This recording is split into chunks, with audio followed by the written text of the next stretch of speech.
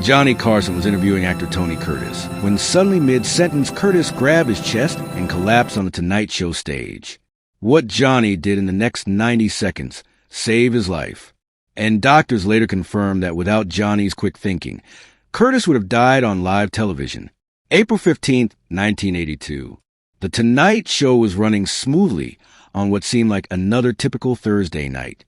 Johnny Carson was interviewing Tony Curtis, the legendary Hollywood actor known for classics like Some Like It Hot and Spartacus.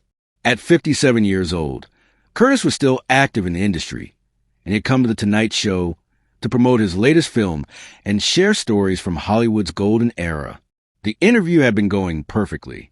Curtis was in his element, charming the audience with behind-the-scenes stories about working with Marilyn Monroe and Jack Lemmon, making Johnny and the studio audience laugh with his impeccable timing and natural charisma. The energy was electric, and the banter between Johnny and Tony felt effortless. Two entertainment legends at the top of their game. But 8 minutes into the interview, something changed. Johnny Carson, with his decades of experience reading people and managing live television, noticed it. First, Tony Curtis, who had been gesturing animatedly while telling a story about Billy Wilder, suddenly stopped mid-sentence. His face, which had been flushed with the warmth of laughter and storytelling, went pale. "Tony," Johnny said, leaning forward slightly. "You okay?" Curtis didn't answer immediately. His hand went to his chest, and he blinked several times as if trying to clear his vision. The studio audience, thinking this might be part of a bit or a dramatic pause in a story, remained quiet. "I," Curtis started to say, but his voice was different, strained and confused. "Johnny, I don't feel." And then Tony Curtis collapsed forward in his chair, his body going limp as his head dropped toward his chest. For a moment, that felt like an eternity, but lasted only a fraction of a second. Johnny Carson had to process what was happening and decide what to do. The cameras were still rolling. 20 million people were watching live. His guest, a Hollywood legend, a friend, had just collapsed in front of the entire nation. Most people in that situation would have frozen. Some might have panicked. Others might have called for help and waited for someone else to handle it. But Johnny Carson did something that medical professionals would later call the exact right response at the exact right moment. Johnny immediately stood up and moved to Curtis, who was now slumped in the guest chair. "We need a doctor," Johnny called out loudly and clearly, his voice cutting to the shocked silence that had fallen over the studio. "Is there a doctor in the audience?" But Johnny didn't wait for a response. While keeping his voice calm and authoritative, the voice of someone in control who knew what needed to be done, he was already taking action. Johnny carefully eased Tony Curtis out of the chair and onto the floor, lay him flat on his back. The audience, now understanding that this was not a comedy bit, but genuine medical emergency, sat in stunned silence. "Tony," Johnny said firmly, leaning close to Curtis's face. "Tony, can you hear me?" Curtis's eyes were half open, but he didn't respond. Johnny immediately checked for breathing by placing his ear close to Curtis's mouth and watching his chest. Curtis was breathing, but it was shallow and labored. Then Johnny did something that demonstrated knowledge most people didn't expect a talk show host to have. He loosened Curtis's collar and tie, giving him more room to breathe, and elevated his legs by placing them on the guest chair he had just pulled closer. This position, later confirmed by paramedics to be exactly correct, helped blood flow to Curtis's brain and vital organs. "Call 911 now," Johnny said to the stage manager, who was already running toward the nearest phone. Then Johnny turned to Ed Machma, who had rushed over from his position. "Ed, get the audience back. Give us some room." What happened next was a masterclass in crisis management. While keeping one hand on Curtis's shoulder to monitor his breathing and consciousness, Johnny addressed a live television audience with remarkable calm. "Ladies and gentlemen," Johnny said, looking directly at the camera, "we're experiencing a medical emergency here. We have help on the way, and I want you to know that Tony is breathing, and we're taking care of him. We're going to break for a moment while we get him the help he needs." The calm, measured way Johnny spoke, no panic, no drama, just clear information delivered with authority, helped keep everyone in the studio and watching at home from panicking themselves.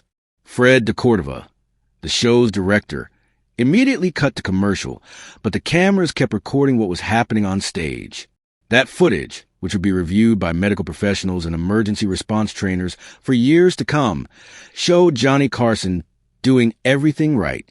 Within 3 minutes, though it felt much longer to everyone in the studio, paramedics arrived.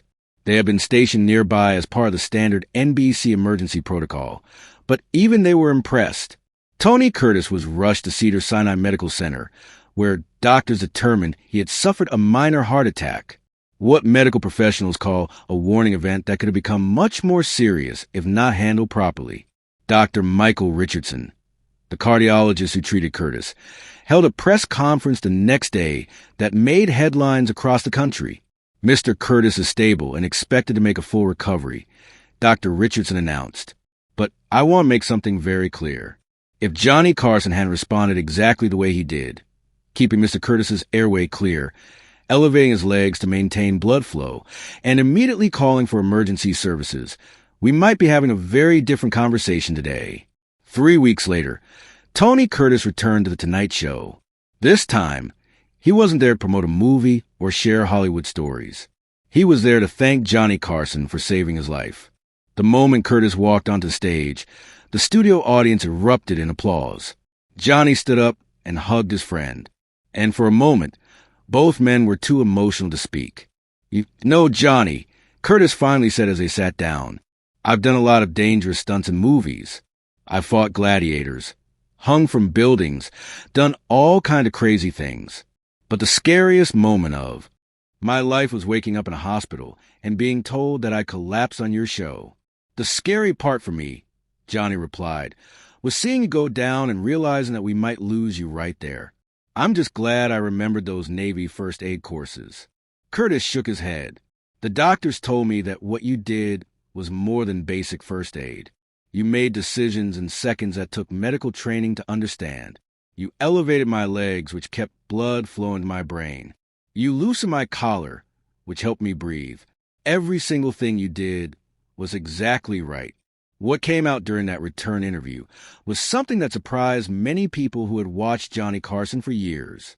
After his Navy service, Johnny had continued taking emergency response training courses, quietly keeping his certification current year after year.